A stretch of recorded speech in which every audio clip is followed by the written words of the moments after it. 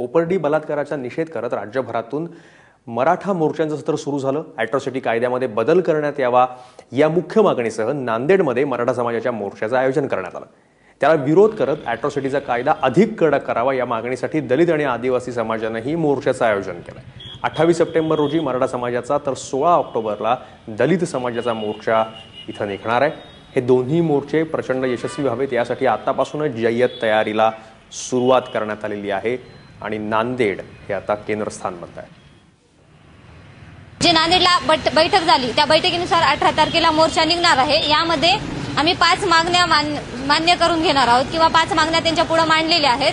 त्या मागण्या अशा आहेत की प्रथमतः कोपर्डीला झालेले जे प्रकरण आहे त्यामध्ये जे आरोपी आहेत त्यांना फाशीची शिक्षा दिलीच पाहिजे आणि दुसरं म्हणजे जो अॅट्रॉसिटी कायदा आहे तो रद्द केला पाहिजे आणि तिसरं म्हणजे शेतकऱ्यांवरचे कर्ज माफ करून स्वामीनाथन आयोग लागू केला पाहिजे आणि चौथं म्हणजे बाबासाहेब पुरंदरेला जो पुरस्कार दिलाय तो पुरस्कार रद्द केला पाहिजे। अशा आमच्या काही मागण्या आहेत। अॅट्रॉसिटी ॲक्टचा प्रभावीपणे वापर या महाराष्ट्रामध्ये झालेला नाही।